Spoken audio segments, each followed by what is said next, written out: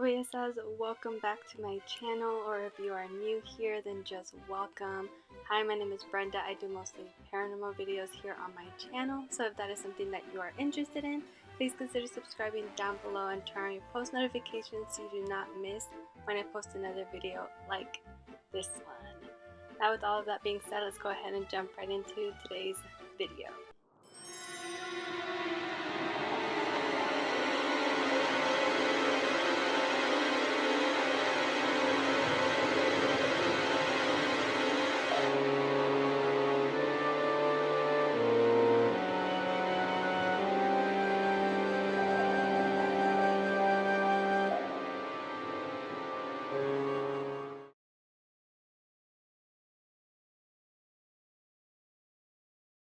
Alright you guys, so as you can already tell by today's title, we are going to be very casually talking about duendes, because duendes is one of those things that has always scared me as a little kid. It was always one of those things where I was like, I don't like knowing about little people living inside of the walls, or secretly living in your house or whatever, and doing things, moving things around for you. So I didn't quite prepare anything specific. I am going to kind of talk about the backstory about duendes and basically kind of how they originated, because I don't think there is one specific origin of duendes.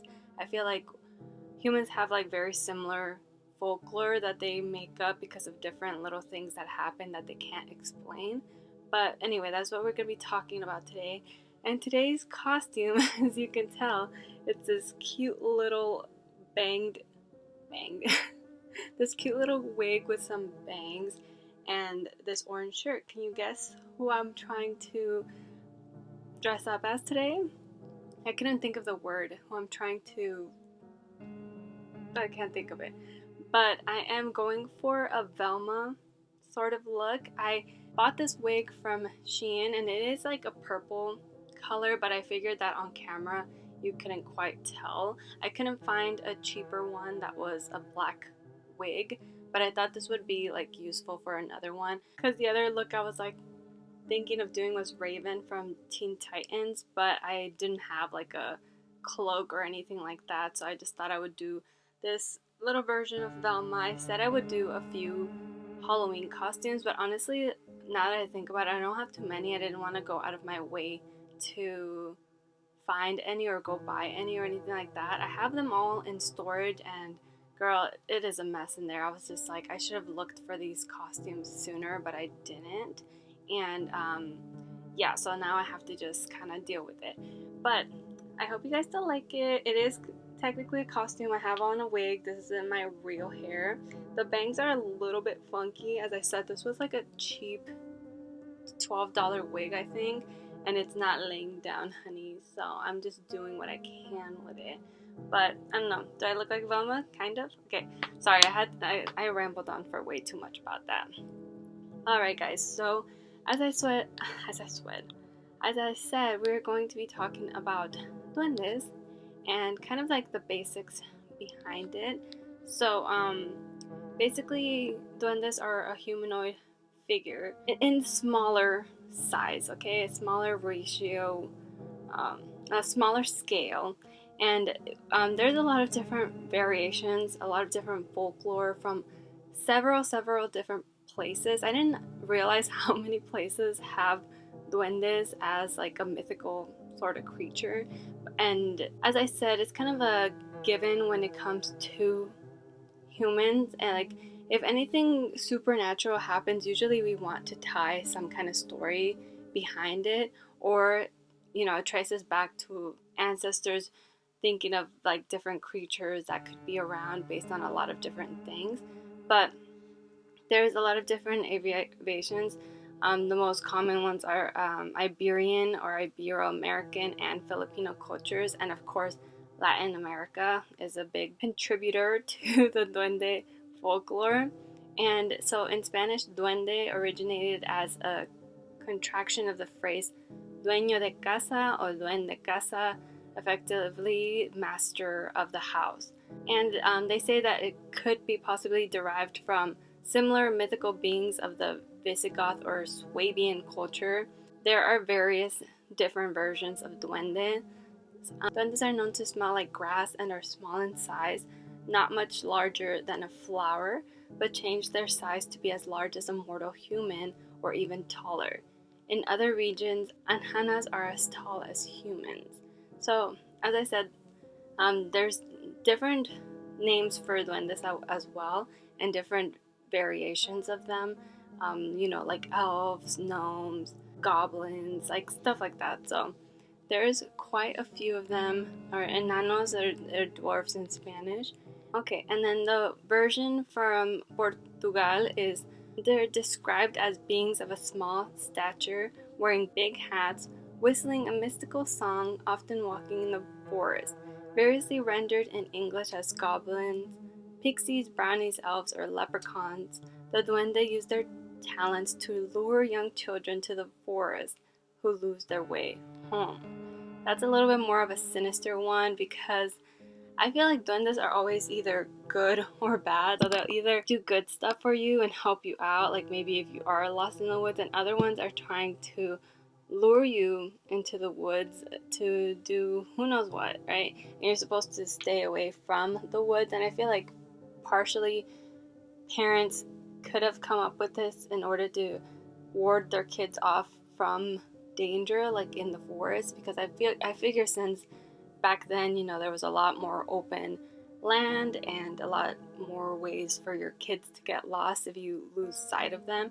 I figured this was a way to kind of contain that and make sure that the kids didn't go too far off, because there's duendes out there that could take them and they'll never see their families again. I'm pretty sure a lot of these folk tales get conjured up in order to show your kids or teach your kids a lesson and keep them scared a little bit, so then that way they stay out of trouble. I feel like that's how a lot of them originate, honestly. Okay, so the one that they have on here for Latin America or Latin American cultures, it says duendes are believed to be the helpers of people who get lost in the forest so they could find their way home. In the folklore of the Central American country of Belize, particularly amongst the country's African/island Caribbean descended Creole and Garifuna populations, duendes are thought of as forest spirits called Tata Duende who lack thumbs. The Yucatec Maya of Belize and southeast Mexico have duendes such as Alux and Nukuks, which are seen as guardian spirits of the forest. In the Hispanic folklore of Mexico and the American Southwest, duendes are known as gnome-like creatures who live inside the walls of homes, especially in the bedroom walls of young children. They attempt to clip the toenails of unkept children, often leading to the mistaken removal of the entire toe. Belief in duendes still exists among the Mixtecs and Zapotecs of Oaxaca, and it is said that they are commonly found in the mossy clad forests of the state's mountain ranges. And then the Philippines have like a very similar word to it, which is, it's pretty much the same thing, it's just spelled differently.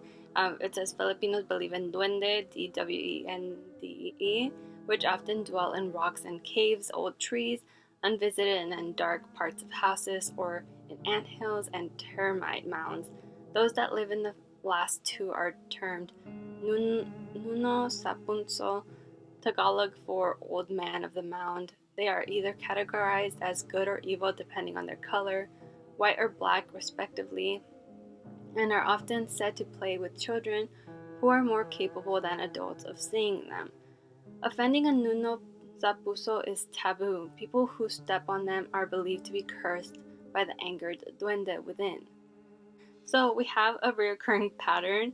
These tales are mostly thought up and made up in order to keep kids in line. I feel like you can tell just by these stories it's about mostly children, and then taking children or being in children's rooms, mostly revolving around that. And I find that super interesting because there's so many different things that your parents scared you with. Like they couldn't just have one thing to scare you with. Like they had to have multiple things, because I feel like once you got out of a certain phase where you're like, I'm not scared of that anymore, or I'm not scared of that anymore. Your parents had to like come up with something scarier, and as time went by, it just kept like escalating, and they're like, okay, they're not gonna believe anything anymore. They're getting too old, basically that kind of thing. Because you have El Cucuy, La Llorona. What else was there? I feel like I'm missing some, but Duendes or El Coco was the other one, which is kind of like a Cucuy, but people call it different things. El Silbón too, even though that one doesn't take children. I feel like they're just all folklore to scare people and to have them be more cautious about the type of people that they are, I guess. But you get the gist of it, right?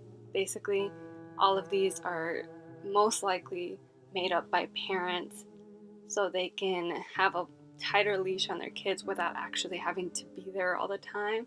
Because a lot of the times when I was younger and my mom said that a kukuy was going to get me if I didn't go to sleep, I only had to hear that a couple of times before I was finally like doing it on my own. I was like, oh, gotta go to sleep because the cuckoo's gonna come, my mom said. And it would just be like engraved in my mind, and then that would be it. And same thing with La Llorona. My mom used to tell me stories about how like she came out at certain times of the night, so I would try to go to sleep before that time because I was not trying to run into her or like accidentally hear her, her crying or whatever, or yelling out. And I'm just not about to go through that. So a lot of the time I would just kind of do it on my own without my mom telling me anymore. Once in a while, I would be really hyper and I didn't want to listen to her. And that's the only times that she would bring it up again. And she'd be like, remember, if you don't go to sleep by this time, they're going to come get you. And I can't do anything about it. I'd be like, okay, you got me, all right? And sorry, my earphone keeps falling out. But yeah, guys, there's not too much history behind duendes. As I said, a lot of different cultures based on like the regions that they live in, they come up with a lot of different stories just based on those areas. There's a lot of forested areas and a lot of land that isn't seen. We have a pretty wide imagination. Like if you think about all of the different myths and mythical creatures that we've come up with, it is all originated behind like some kind of event that has happened in the past, like in history. Like if there's anything that's out of the ordinary, we will usually come up with something to back it up. Like with the Hispanic or like Mexican version of duendes, duendes are living in the household because they were invited somehow, and they usually are expected to be compensated for what they do, because there's like this myth where some duendes will clean up or arrange things for you, and all you have to do is leave like little coins or little snacks or something for them as compensation, and that is enough for them to be like, okay, thanks. And then you guys kind of have like this little system going, because they're already living in your house and they're probably not going to leave. So in order to keep them happy, that's what you're supposed to do. And they can also like mess with your things if you're not paying them how you should be paying them, and they can hide stuff from you. They move things around when you least expect it and you can't find something, and then they'll help you out then. If you start leaving stuff out for them, they'll help you find things, or they'll put things back where they were so then you can find them. And all these creepy little things that I'm just like, I don't want these little duendes with their grimy little hands just crawling around the walls. Like, that honestly creeps me out. I'm like, there's nothing sweet or cute about that at all.